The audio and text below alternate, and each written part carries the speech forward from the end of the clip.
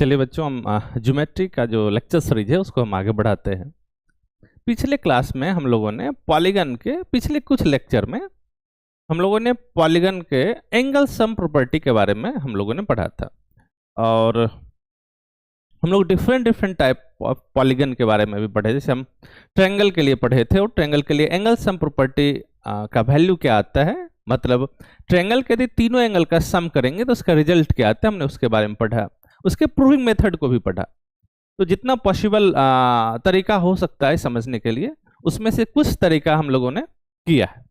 अब हम अपना टॉपिक थोड़ा सा आगे बढ़ाते हैं और हम एक स्पेशल टाइप ऑफ प्रॉपर्टी पर हम लोग चलते हैं, जिसको हम लोग कॉन्ग्रुएंसी बोलते हैं, सर्वांग क्षमता। कोई दिक्कत नहीं। तब पहला क्वेश्चन है, सर्वांग क्षमता होता क्या है। तो इसको समझने के लिए मैं आपसे कुछ क्वेश्चन करता हूं। देखिए, जैसे आप दो एटीएम कार्ड देख रहे होंगे, या दो कॉइन जो एक ही ईयर में मिंटेड हो, एक ही ईयर में बनाए गए हो, ये, या फिर आप अपना दो फोटोग्राफ, पासपोर्ट साइज या A4 साइज दो फोटोग्राफ, इस हर एक पेयर ऑफ थिंग्स में एक प्रॉपर्टी है जो शेयर्ड है, जो दोनों में कॉमन है। आखिरकार वो प्रॉपर्टी है क्या? तो उसी प्रॉपर्टी को हम लोग सर्वांग क्षमता कहते हैं। कोई दिक्कत नहीं, कॉन्ग्रुएंसी कहते हैं। कोई दिक्कत नहीं। तो ये दो प्रॉपर्टी, दो थिंग्स में, दो ऑब्जेक्ट में एक ऐसा प्रॉपर्टी है जो दोनों के स्ट्रक्चर को सेम बताता है। मतलब यदि दो फिगर कॉन्ग्रुएंस हैं तो वो सिर्फ और सिर्फ नाम से अलग हो सकता है, ठीक ना, उसका स्ट्रक्चर अलग नहीं हो सकता है। ठीक, मतलब ये कि यदि कोई दो फिगर कॉन्ग्रुएंस है तो एक के जगह पे हम दूसरे को रिप्लेस कर सकते हैं। यदि मैथमेटिकल लैंग्वेज में कहें तो इसको आइसोमॉर्फिज्म भी बोल सकते हैं। मतलब कि इस दोनों फिगर में स्ट्रक्चर का कोई डिफरेंस नहीं है, यदि कुछ डिफरेंस है तो वह नाम से डिफरेंस है। जैसे एक का कोई अलग नाम है और दूसरे का कोई अलग नाम है। जैसे समझो कि गांव में एक ही आदमी का दो अलग अलग नाम है, ठीक, एक का नाम भोलू है और दूसरे का नाम गोलू है। तो आदमी तो एक ही है, स्ट्रक्चर तो सेम है, डिफरेंट क्या है? तो डिफरेंट नाम से डिफरेंट। कोई दिक्कत नहीं बच्चा। अब क्वेश्चन ये बनता है कि आप हमको ये बताइए कि दो फिगर, ठीक ना, या दो थिंग्स कब एक दूसरे के कॉन्ग्रुएंस कहे जाएंगे। कॉन्ग्रुएंस होने के लिए क्या कंडीशन होना चाहिए? अच्छा, यदि इसका मीनिंग आप बाय द नेम निकालें, देखो सर्वांग सम का जो सिंपल मतलब होता है,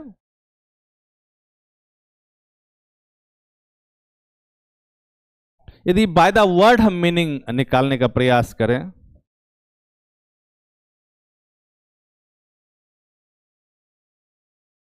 देखो बाबू, यदि हम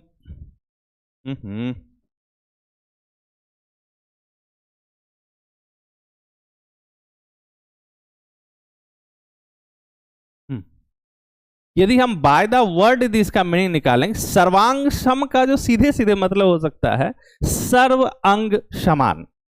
कोई दिक्कत नहीं। यहां पर कुछ टर्म है जो एक समान होने का है। मतलब इक्वालिटी का क्या मतलब है, हम किस सेंस में दो फिगर को इक्वल समझते हैं, और दूसरा जो अंग है, जो पार्ट ऑफ फिगर है, वो क्या होता है। कोई दिक्कत नहीं। कॉन्ग्रुएंसी का सीधा से मतलब होता है कि सभी अंग समान हो जाएं तो फिगर कॉन्ग्रुएंस होता है। इसको हम अपने उपयोगिता के हिसाब से, हम अपने समझ के हिसाब से इसको सिंपलर डिफिनेशन में कन्वर्ट करेंगे, और इसको रिफाइन करते करते फिर जो हम अपने उपयोग के लिए इसको रखने वाले हैं। तो देखो, मैं आगे आता हूं। अब कुछ इसको देखिए थोड़ा सा। अब क्वेश्चन है कि भाई, हमने आपको बताया कि दो एटीएम कार्ड, या फिर दो फोटो, या फिर दो कॉइन जो सेम ईयर में मिंटेड हैं, उसके पास एक प्रॉपर्टी तो आपने जरूर देखा होगा कि वो यदि एक दूसरे के ऊपर रखते हैं तो कंप्लीटली एक दूसरे को ढक देता है। दो A4 साइज या पासपोर्ट साइज आपका फोटोग्राफ एक दूसरे को कंप्लीटली ढकने वाला है। दो कॉइन जो सेम ईयर में मिंटेड हो एक दूसरे को ढकने वाला है, या दो एटीएम कार्ड सेम ईयर में है तो एक दूसरे को ढकने वाला है। तो शुरुआत में इसी डिफिनेशन को हम लोग कंसीडर करते हैं। देखो, तो अब अभी जो हमारा डिफिनेशन है, ये एंशिएंट मैथमेटिकल डिफिनेशन है, when two figure are said to be congruence to each other. कब दो या दो से अधिक जो आकृति हैं उसको हम लोग सर्वांग सम कहेंगे। देखो क्या इसका मतलब है, इसको पढ़िए। कहते figure which coincide with one another are congruent to each other, वो आकृति जो परस्पर संपाती हो, इसको अंडरलाइन करो, एक दूसरे के सर्वांगसम कहे जाएंगे। ध्यान देना, कॉन्साइड। अभी जो हमारे लिए सर्वांगक्षमता का परिभाषा है वह कहता है कि किसी भी दो तस्वीर को, किसी भी दो आकृति को हम सर्वांगक्षम दिखा देंगे, बस आप एक कंडीशन हमको बताओ कि क्या वो एक दूसरे पे कॉन्साइड करता है या नहीं करता है, संपाती है या नहीं है। यदि वो संपाती है तो फिगर कॉन्ग्रेंस है, यदि वह संपाती नहीं है तो फिगर कॉन्ग्रेंस नहीं है। ये अभी हमारा डिफिनेशन है। जैसे दो पासपोर्ट साइज हमने फोटो लिया, वो एक दूसरे पे बिल्कुल संपाती होता है, कॉन्साइड कर जाता है, और ज्यों ही संपाती हुआ तो हम कह सकते हैं कि ये दोनों फोटोग्राफ एक दूसरे के सर्वांगसम है, कॉन्ग्रुएंस है। दिक्कत नहीं बाबू। दो एटीएम कार्ड एक दूसरे पर संपाती हो जाएंगे, कॉन्साइडेड हो जाएगा, और ज्यों ही कॉन्साइड करेगा एक दूसरे पर तो उसको हम लोग क्या बोलेंगे, वह कॉन्ग्रुएंस हो गया। सिमिलरली दो coin minted at the same year, ठीक, तो यदि सेम ईयर में बनाया गया कॉइन है तो ये भी आपस में कॉन्ग्रुएंस कहे जाएंगे, कोई दिक्कत नहीं। मैं कुछ कुछ फिगर आपको बताता हूँ, कुछ कुछ आकृति में बताता हूँ शेप के बारे में, और समझना है कि ये कॉन्ग्रुएंस है या कॉन्ग्रुएंस नहीं है, किस कारण से कॉन्ग्रुएंस है और किस कारण से कॉन्ग्रुएंस नहीं। बस अभी हमारा जो कॉन्ग्रुएंसी का डेफिनेशन है यही है। इसको एक बार देखिए तो, एक सेकंड के लिए इसको लिख लो कहीं, फिर मैं आगे बढ़ जाऊंगा।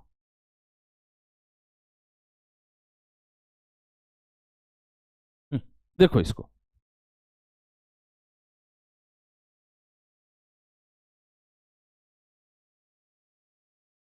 अब मैं आपको दो फिगर देता हूं, कुछ फिगर देता हूं, इसको समझिए। हाँ देखो तो, अच्छा शेप के बारे में तो बेसिक आइडिया तो हम लोगों के पास है, ठीक, शेप देख के हम समझ सकते हैं। अच्छा ये देखिए तो, ये क्या है भाई, तो ये एक पॉलीगन है। कैसा पॉलीगन है, तो ये 3 साइडेड पॉलीगन है, और आपको याद होगा हम लोग 3 साइडेड पॉलीगन का एक स्पेशल नाम दिए थे, जिसे कहा ट्रायंगल। ये एक त्रिभुज है। ये बचा हुआ तीनों फिगर जो आपको बोर्ड पे दिख रहा है, ये एक वृत्त है, एक सर्कल है, ठीक ना। ये क्या है भाई, ये तीनों एक वृत्त है। अब बताओ कि क्या ये ट्रायंगल इस सर्कल के साथ कॉन्ग्रुएंस होगा क्या। और अभी हमारा जो कॉन्ग्रुएंसी का डेफिनेशन है, हम कहते हैं कि दो शेप, दो आकृति कब कॉन्ग्रुएंस होंगे, जब वो एक दूसरे को ढक देने वाले हैं। क्या ये ट्रायंगल इस सर्कल को कंप्लीटली ढकने वाला है, या ये सर्कल इस ट्रायंगल को कंप्लीटली ढकने वाला है। देखो यहां दोनों ट्रू नहीं है, और कॉन्ग्रुएंसी के लिए ए बी को ढके ये सफिशिएंट नहीं है। यदि ए बी को ढक रहा है और बी भी ए को ढक रहा है, तब एक दूसरे के कॉन्ग्रुएंस कहे जाएंगे। मतलब हमने दो कॉपी लिया, एक का साइज छोटा है और एक का साइज बड़ा है, तो बड़ा वाला छोटा वाले को ढक देगा, तो क्या कॉन्ग्रुएंस कहे जाएंगे, बिल्कुल नहीं, छोटे वाले को भी बड़ा वाले को ढकना पड़ेगा, ठीक। यहां तो दोनों एक दूसरे को नहीं ढक रहा है, तो ये दोनों फिगर एक दूसरे के कॉन्ग्रुएंस नहीं कहे जाएंगे, कोई दिक्कत नहीं।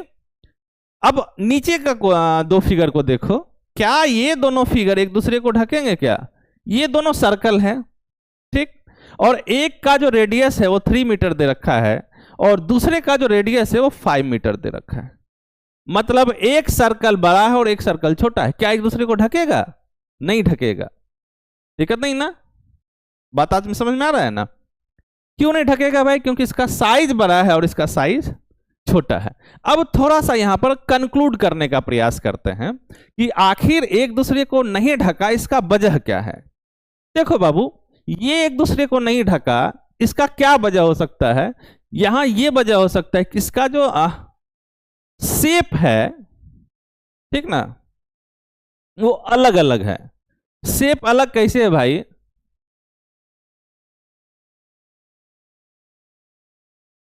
देखो, क्योंकि ये एक ट्रायंगल है और ये एक सर्कल है, तो ये दोनों किस वजह से नहीं ढक पाया। शायद हम लोग यह समझ सकते हैं कि इसका शेप अलग है। दूसरा, ये दो फिगर सर्कल ही तो है, लेकिन फिर भी एक दूसरे को नहीं ढका। यहां वजह क्या है कि इसका रेडियस 5 मीटर है और इसका रेडियस 3 मीटर है। मतलब ये किस वजह से नहीं ढक पाया होगा, यदि मैं इसको एक तरह से समझ सकता हूं तो मैं कह सकता हूं कि शायद इसका डायमेंशन सेम नहीं है, साइज सेम नहीं है, इस वजह से एक दूसरे को नहीं ढक पाया। तो मैं दो चीज को अंडरलाइन करता हूं, एक शेप और एक दूसरा उसका साइज। कोई दिक्कत नहीं, साइज का मतलब डायमेंशन से कितना लंबा कितना छोटा, और शेप का मतलब ये होता है कि कोई भी फिगर एक दूसरे से अलग दिख रहा है या नहीं दिख रहा है। कोई दिक्कत, यदि एक दूसरे से अलग दिख रहा है तो उसका शेप अलग अलग है। ये शेप ट्रायंगल है और ये शेप सर्कल है, वृत्त है। तो हमने दो चीज को अभी अंडरलाइन किया है, एक जो हमने किया है वो शेप के बारे में और दूसरा साइज के बारे में। तो क्या इसके यूज से हम कांग्रुएंसी के डेफिनेशन को कुछ इंप्रूव कर सकते हैं क्या? देखो बच्चा, आगे बढ़ते हैं। अब हम इस अंडरस्टैंडिंग को जो हमने अभी पढ़ा है उसको थोड़ा सा जनरलाइज करते हैं और हम नया डेफिनेशन अपने उपयोगिता के हिसाब से थोड़ा सा उसको प्योरीफाई करते, रिफाइन करते हैं डेफिनेशन को। क्योंकि ओवरलैप करना ये बहुत ही टाइम कंज्यूमिंग काम है और हमेशा एक दूसरे को ढक कर देखना, ठीक ना। तो इससे बचने के लिए हम एक नया डेफिनेशन कंसीडर करते हैं, और वो जो डेफिनेशन है अभी इसी दो वर्ड से मोटिवेटेड है कि ये दोनों क्यों नहीं हुआ। तो मैंने बताया शेप अलग है, यहाँ शेप सेम है और साइज अलग अलग है। तो इसी चीज को हम लोग कंसीडर करते हैं। देखो, अब नया जो डेफिनेशन हम कंसीडर कर रहे हैं, दो फिगर के बारे में, दो आकृतियां कब सर्वांगसम कहे जाएंगे, कब कांग्रुएंस कहे जाएंगे। पहला कंडीशन है कि if they have same shape, उसका शेप क्या होना चाहिए, इक्वल शेप होना चाहिए, और उसका साइज भी इक्वल होना चाहिए। कोई दिक्कत नहीं। देखो, दो आकृतियां सर्वांगसम कहे जाएंगे यदि उसका शेप का मतलब आकार, ठीक ना, और उसका माप, मेजरमेंट आपस में इक्वल हो जाए।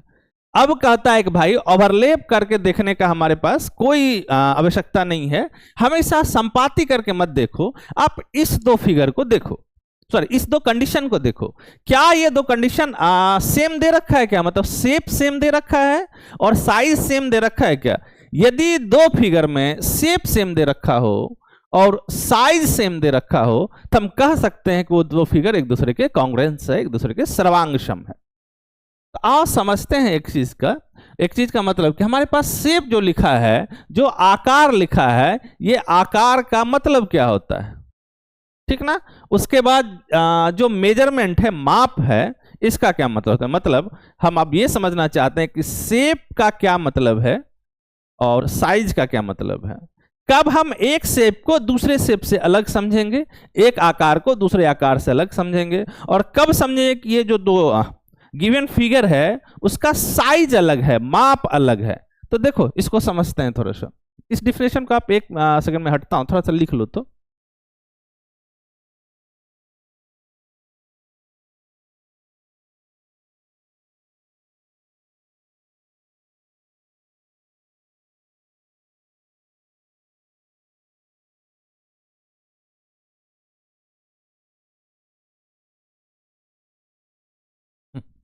देखिए, अब पहले शेप के बारे में समझते हैं, आकार के बारे में समझते हैं। यदि इसको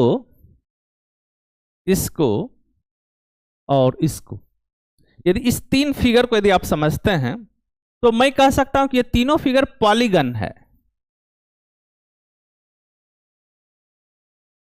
क्यों पॉलीगन है भाई?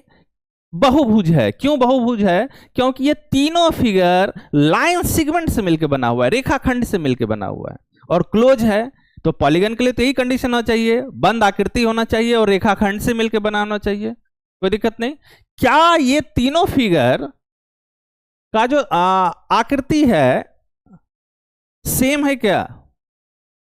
मतलब क्या ये तीनों फिगर का शेप सेम है क्या? तो यदि आप समझ पा रहे होंगे तो इसको ट्रायंगल बोलते हैं, त्रिभुज बोलते हैं, इसको चतुर्भुज बोलते हैं, क्वाड्रिलेटरल, इसको पंचभुज बोलते हैं। ये अलग अलग फिगर है।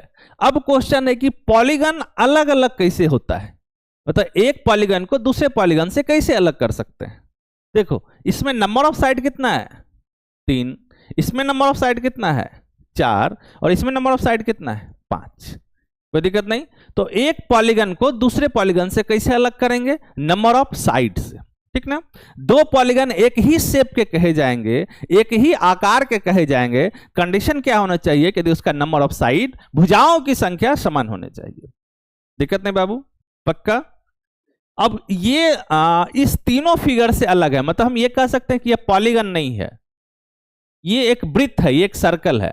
अब क्वेश्चन है कि पॉलीगन क्यों नहीं है, तो पॉलीगन के बारे में हमको पता है कि लाइन सेगमेंट से मिलकर बना हुआ है, ठीक। लेकिन सर्कल तो लाइन सेगमेंट से मिलकर नहीं बना हुआ है, सर्कल का एक अलग ही डिफिनेशन है।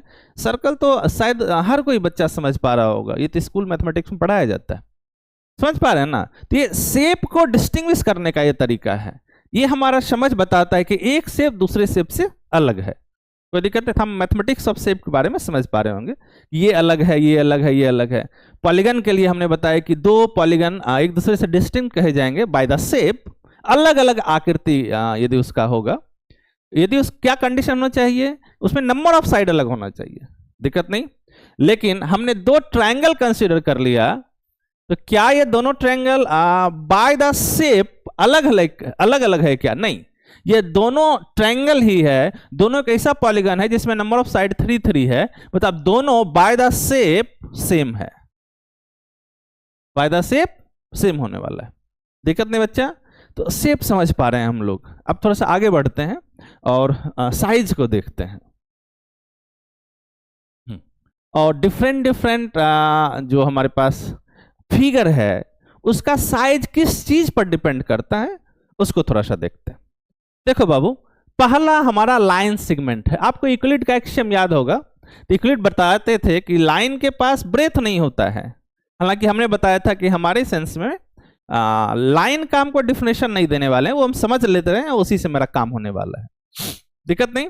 अब क्वेश्चन है कि लाइन जो है एक शेप है, कोई दिक्कत नहीं, एंगल एक शेप है, ठीक, सर्कल एक शेप है, और ट्रायंगल भी एक शेप है, ठीक ना।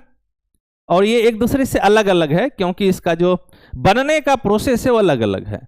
ट्रायंगल का क्या, लाइन सेगमेंट का डिफिनेशन क्या है, तो हमारे लिए कोई डिफिनेशन नहीं है, लेकिन यदि बच्चा कोई रोने लगे तो उसको समझाने का हमारे पास ये तरीका होगा कि लाइन सेगमेंट पॉइंट से मिलकर बना होता है और इसके पास कोई ब्रेथ नहीं होता, इसका कोई चौड़ाई नहीं होता है, दिक्कत नहीं। एंगल कब बनेगा भाई, मैंने आपको बताया था कि जब दो रे एक दूसरे से मिलते हैं तो अमाउंट ऑफ इनकार्नेशन को एंगल देते हैं, ये ज्योमेट्रिकल डिफिनेशन है। ट्रायंगल का तो बताया भी, तो पॉलीगन है, और सर्कल का ये शेप एक दूसरे से अलग है। हमारा क्वेश्चन है कि शेप तो हम पीछे भी समझ रहे थे, अब साइज कैसे समझेंगे, साइज का क्या मतलब होता है और साइज कैसे बदला जा सकता है। तो साइज का मतलब डायमेंशन से होता है, लेंथ ब्रेथ से हो सकता है, या सर्कल का साइज किसी और चीज पर डिपेंड करता है, इसका नाम रेडियस है। तो हर एक फिगर का साइज एक स्पेशल कैरेक्टर से डिफाइन किया जाता है, तो हम उसी कैरेक्टर को हम पर काम करने वाले हैं। तो मैं बारी बारी से शुरुआत करता हूं, पहले लाइन सेगमेंट से मैं स्टार्ट करता हूं, मैं इस सब को डिलीट कर दे रहा हूं। अब हमको ये बताओ कि लाइन सेगमेंट का जो साइज होगा वह किस चीज पर डिपेंड करने वाला है, मतलब क्या तरीका है लाइन सेगमेंट का लंबाई चेंज करने का, मतलब कैसे हम लाइन सेगमेंट को बड़ा बना देंगे और कैसे लाइन सेगमेंट को हम छोटा बना देंगे। देखो ये एक लाइन है और ये एक लाइन है, हम समझते हैं कि ये जो लाइन सेगमेंट है ए बी और ये है सी डी, हम ये कह सकते हैं कि ए बी और सी डी जो लाइन सेगमेंट है वो एक ही लाइन सेगमेंट नहीं है। क्यों ऐसा, क्योंकि हमको यदि बाय द विजुअलाइजेशन यदि देखें, समान देख कर यदि हम एक्सप्लेन करें तो हम कह सकते हैं कि ए बी का लेंथ, ए बी छोटा है और सी डी बड़ा है, मतलब ए बी का लंबाई छोटा है और सी डी का लंबाई बड़ा है। तो मैं ये कल कंक्लूड कर सकता हूं क्या कि हमने जो यहां फिगर पढ़ा लाइन सेगमेंट, लाइन सेगमेंट का जो साइज होता है, जो मेजरमेंट होता है, माप होता है, वह लेंथ से डिफाइन कर सकते हैं। तो बिल्कुल यस, तो लाइन सेगमेंट के केस में साइज का क्या मतलब होगा, उसके लेंथ से, लंबाई से। कोई दिक्कत नहीं बच्चा, पक्का। अब अगला क्वेश्चन है कि बताओ सर्कल का साइज का क्या मतलब होगा, मतलब कैसे सर्कल को बड़ा छोटा कर सकते हैं, सर्कल के साइज का क्या मतलब हो सकता है। देखो ये एक सर्कल है और एक थोड़ा सा बड़ा बना लेते हैं, ये एक सर्कल है, ठीक ना। ये सर्कल जो है वो छोटा दिख रहा है और ये सर्कल जो है वो बड़ा दिख रहा है। आखिरकार ये छोटा है और ये बड़ा है, ये समझ हमारे अंदर कैसे विकसित हुआ और किस कारण से इसको हम कह सकते हैं कि ये छोटा है और किस कारण से कह सकते हैं कि ये बड़ा है, ठीक ना।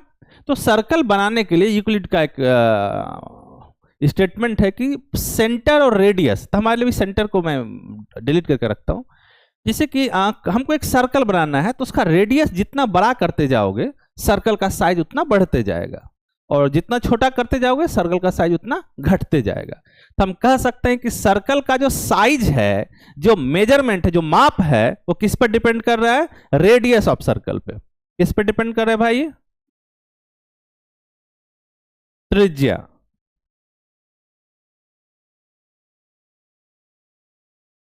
कोई दिक्कत नहीं। तो अब दो सर्कल डिस्टिंग्विश कहे जाएंगे, एक दूसरे से अलग कहे जाएंगे बाय द साइज, माप के हिसाब से, यदि उसका रेडियस अलग अलग हो जाए। कोई दिक्कत नहीं बाबू। अब आगे चलते हैं, एंगल के साइज के बारे में देखते हैं, माप के बारे में कि कब एंगल का माप बदलता है।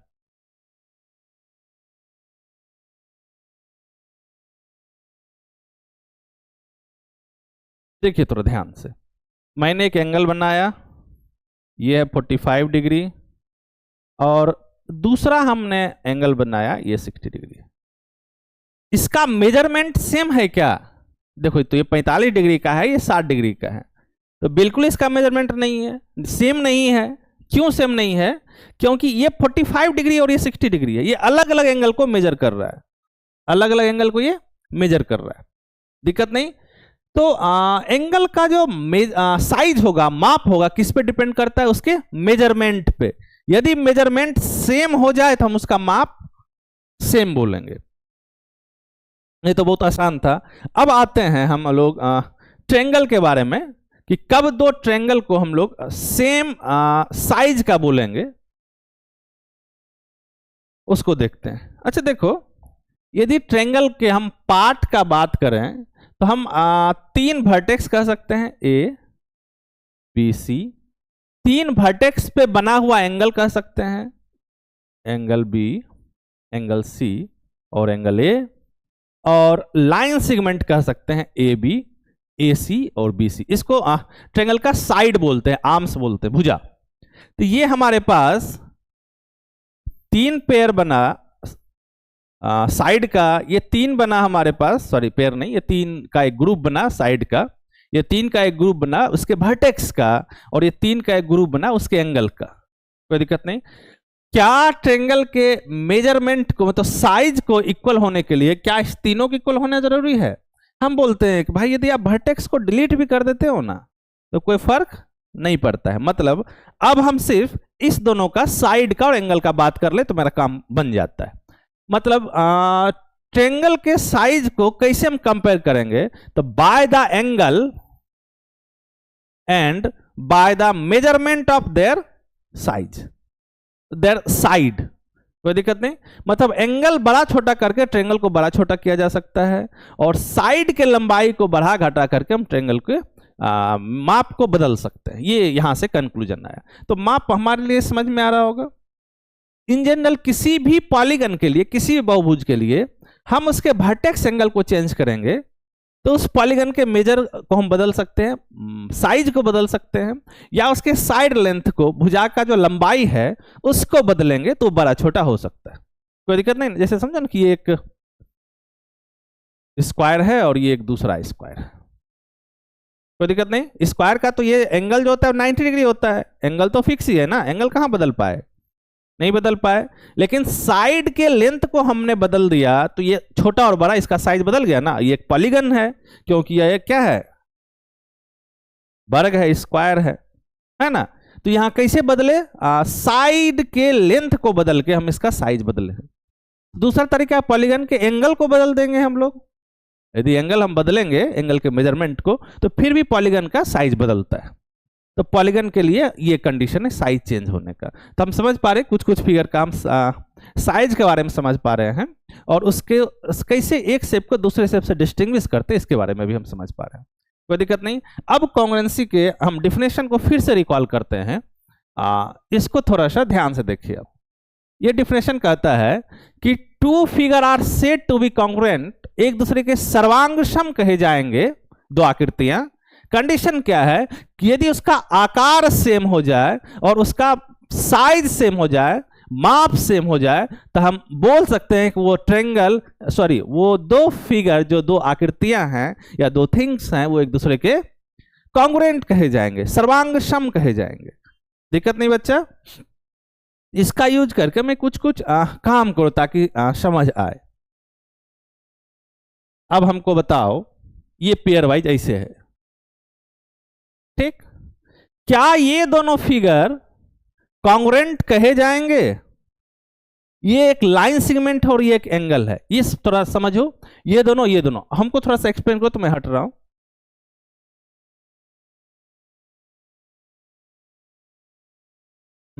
देखो बाबू, ये लाइन सेगमेंट है, रेखाखंड है। क्या है ये?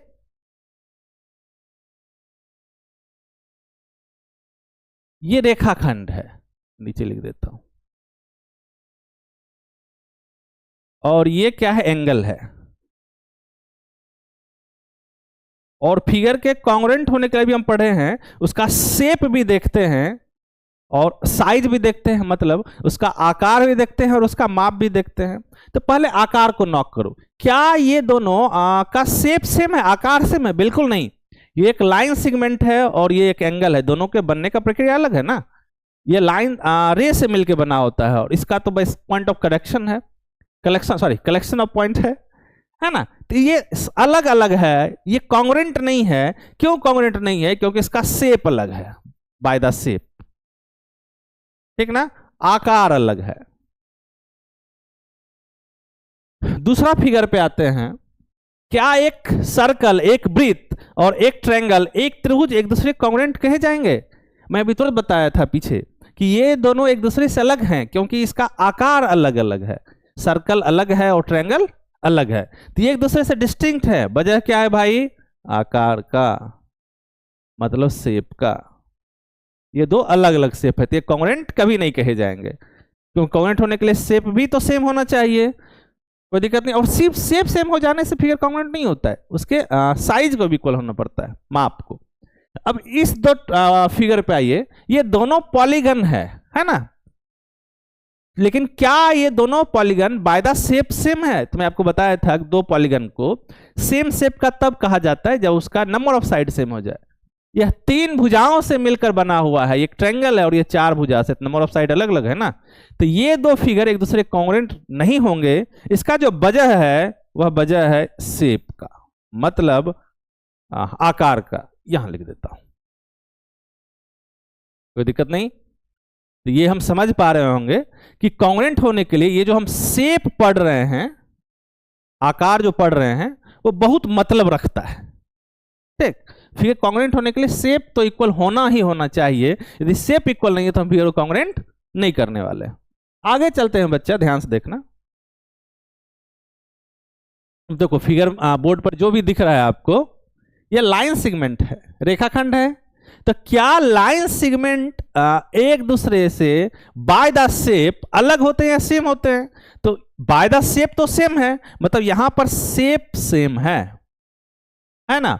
अब क्वेश्चन है, क्या शेप सेम हो जाना कॉन्ग्रुएंसी के लिए सफिशिएंट कंडीशन है क्या? तो नहीं, कॉन्ग्रुएंसी के लिए साइज का बात भी हम लोग करते हैं ना। अच्छा बताओ तो, ध्यान दो तो, ये दो लाइन सेगमेंट है, इसका शेप सेम है क्योंकि लाइन सेगमेंट है। क्या इसका मेजर इक्वल है? क्या साइज इक्वल है? इसका साइज कितना है? 4 मीटर और इसका 3 मीटर। इसका साइज अलग अलग है, और साइज अलग है मतलब माप अलग है। माप अलग हो गया तो फिगर कॉन्ग्रुएंट नहीं होता है, क्योंकि फिगर कॉन्ग्रुएंट होने के लिए माप को सेम होना पड़ता है। या माप अलग अलग है ना, तो फिगर कॉन्ग्रुएंट नहीं होने वाला है, दिक्कत नहीं। अब दूसरा नीचे वाले पे आओ, देखो शेप सेम है, लाइन सेगमेंट है, इसका देखो मेजरमेंट भी इक्वल है, साइज भी इक्वल है। और बताया था अभी तुरंत कि लाइन सेगमेंट का जो साइज होता है उसके लेंथ पे डिपेंड करता है। इसका लेंथ 10 मीटर और ये भी 10 मीटर, मतलब यहां तो शेप सेम था ही, साइज भी सेम हो गया, मतलब माप भी सेम हो गया। और ज्यों ही शेप और साइज दोनों इक्वल हो जाए, आकार तो सेम था ही, अब मेजरमेंट भी इक्वल हो गया, तो we can say this two figure are congruent to each other. क्यों भाई? क्योंकि हमारा डिफिनेशन है कॉन्ग्रेंसी का कि शेप और साइज दोनों इक्वल हो जाए, फिगर आपस में कॉन्ग्रेंट हो जाते हैं। चलो बाबू देखो आगे पेज पे चलते हैं। देखो ध्यान देना, ये शेप जो है वो एंगल है ना। यदि देखें तो ये किस शेप का है भाई? तो एंगल है, ये कोण है। तो कोण बाय द शेप तो सेम है, पहला कंडीशन कॉन्ग्रुएंसी के लिए। क्या इसका माप इक्वल है, साइज इक्वल है? और एंगल का जो साइज होता है उसके मेजरमेंट पे डिपेंड करता है। देखो यदि हम इस दोनों का बात करें तो इसका 40 है और इसका 60 है, तो ये दोनों कॉन्ग्रुएंट नहीं होगा। और नहीं होने का जो वजह है वो यह है, इसका एंगल का मेजर आपस में अलग अलग है, साइज अलग अलग है। कोई दिक्कत नहीं। तो क्यों नहीं कॉन्ग्रुएंट होने वाला है बाबू? साइज के वजह से, माप के वजह से। माप अलग है, इसका 40 डिग्री और इसका 60 डिग्री है, तो ये दोनों एक दूसरे कॉन्ग्रुएंट नहीं कहे जाएंगे। अब नीचे वाले पे आओ, देखो इस एंगल का मेजर भी 60 डिग्री है और इस एंगल का मेजर भी 60 डिग्री है। ये दोनों का मेजरमेंट इक्वल है और है एंगल, मतलब शेप तो सेम था ही, साइज भी सेम हो गया, मतलब आकार तो सेम था ही और माप भी सेम हो गया। तो जब भी किसी दो फिगर का ये दोनों चीज इक्वल हो जाए तो हम समझते हैं कि फिगर एक दूसरे के कॉन्ग्रुएंट हैं, एक दूसरे के सर्वांगसम हैं। दिक्कत नहीं? थोड़ा इसको देखिए।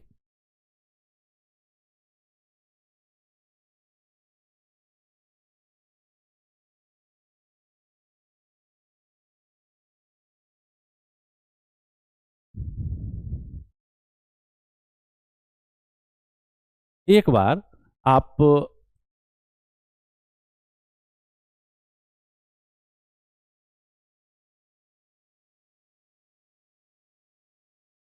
इस डिफिनेशन को देखो, तो ये डिफिनेशन क्या कहता है कॉन्ग्रुएंसी के लिए? शेप और साइज के बारे में कहता है, ठीक ना। इसको एक बार देखो, मैं एक चीज कर रहा हूं।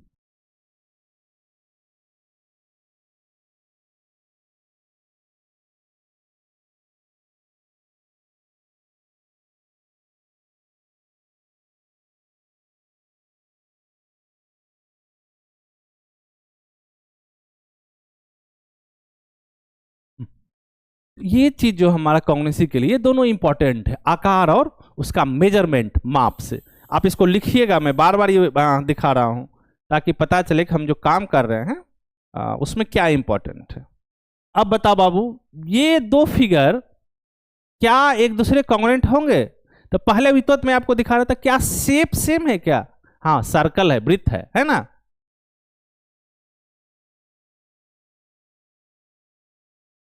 वृत्त है तो बाय द शेप तो सेम है, लेकिन अभी तो बताया था कि सर्कल का जो साइज होता है रेडियस पर डिपेंड करता है।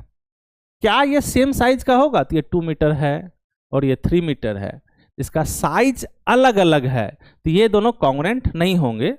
लेकिन जब भी हम इस दोनों का बात करेंगे, देखो इसका रेडियस कितना है? 4 मीटर, इसका भी रेडियस कितना है? 4 मीटर। तो अब कह सकते हैं कि भाई शेप तो सेम था ही क्योंकि सर्कल है, और साइज भी सेम हो गया। अभी तुरंत मैं आपको बता रहा था पीछे कि ये दोनों चीज बहुत इंपॉर्टेंट है कॉन्ग्रुएंसी के लिए।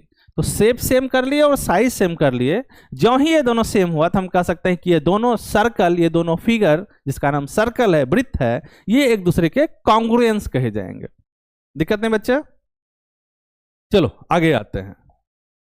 अब मैं कुछ कुछ क्वेश्चन पूछ रहा हूं, इसका आप उत्तर दीजिएगा। पहला पढ़िए तो। क्वेश्चन है कि व्हेन दो रेखाखंड, when two line segment are congruent, दो रेखाखंड कब सर्वांगसम कहे जाएंगे? अभी तो हमने बताया कि रेखाखंड का सर्वांगसम होने के लिए क्या जरूरी है? उसका लंबाई, मतलब लेंथ ऑफ लाइन सेगमेंट।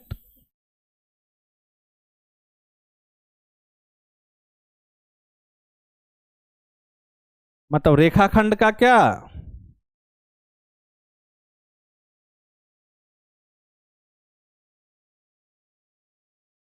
यदि लंबाई सेम हो जाए तो हम उसको कॉन्ग्रुएंट कहेंगे। कोई दिक्कत नहीं। तो इसका आंसर क्या हो गया कि रेखाखंड का यदि लंबाई सेम है तो एक दूसरे के कॉन्ग्रुएंट हो जाएंगे। अगला क्वेश्चन पर चलते हैं।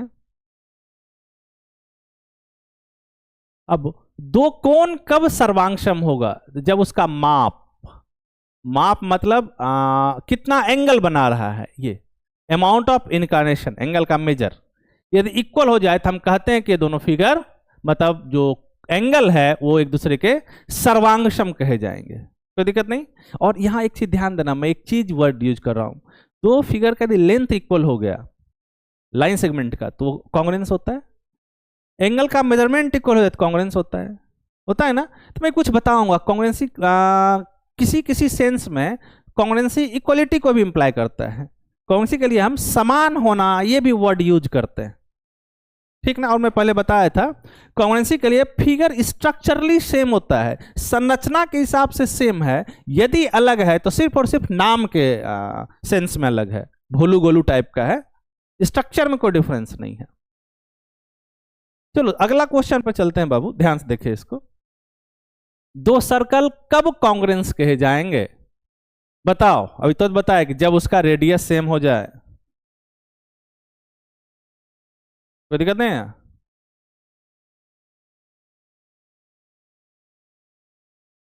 कब कॉन्ग्रुएंस? जब उसका रेडियस सेम हो जाएगा, मतलब त्रिज्या सेम हो।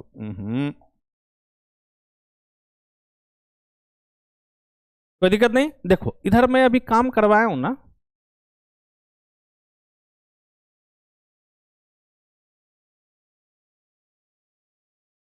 देखो जैसे इस पर अभी तुरंत बताया कि दो सर्कल के कॉन्ग्रुएंस होने के लिए क्या इंपॉर्टेंट होता है? इसका रेडियस। कोई दिक्कत नहीं ना। यदि रेडियस सेम है तो फिगर एक दूसरे के कॉन्ग्रुएंस कहे जाएंगे। तो ये हमारा कुछ कुछ इंफॉर्मेशन था जो हमने आपके लिए कलेक्ट किया, और जो मेन टॉपिक ये है, ये मेन समझना है कि कॉन्ग्रुएंसी का क्या इंपॉर्टेंस है। पहले अभी ये समझे कि फिगर कॉन्ग्रुएंस कब होगा, ठीक, क्या कंडीशन है कि फिगर कॉन्ग्रुएंस हो जाएगा। अब हमारा जो मेन टॉपिक है वो है कि ट्रायंगल के कॉन्ग्रुएंसी का कॉन्सेप्ट। तो मैं अगले क्लास में पॉलीगन से स्टार्ट करूंगा और मैं बारी बारी से इसको अलग अलग करके मैं एक्सप्लेन करने का प्रयास करूंगा। और एक चीज याद रखना है, अगला दिन के लिए मैं आपको काम देता हूं कि हम कॉन्ग्रुएंसी क्यों करते हैं, इस पर काम करना है। यदि दो फिगर कॉन्ग्रुएंट दे रखा है तो हमको क्या दे रखा है, ठीक ना। मतलब बोला फिगर कॉन्ग्रुएंट है तो हमारे पास उससे रिलेटेड उसका क्या क्या प्रॉपर्टी जो मैं यूज कर सकता हूं, और यही प्रॉपर्टी के लिए हम लोग कॉन्ग्रुएंसी पढ़ते हैं। तो याद रखना हमारा जो टॉपिक है सिर्फ ट्रायंगल के कॉन्ग्रुएंसी का है, कोई दिक्कत नहीं, और कॉन्ग्रुएंसी से क्या मिलता है उसके इंप्लीमेंट का है। तो मिलते हैं अगले क्लास में। आप थोड़ा सा कॉन्ग्रुएंसी ऑफ ट्रायंगल को पढ़ोगे ताकि क्लास को समझना थोड़ा सा आसान होता है। थैंक यू, मिलते हैं अगले क्लास में।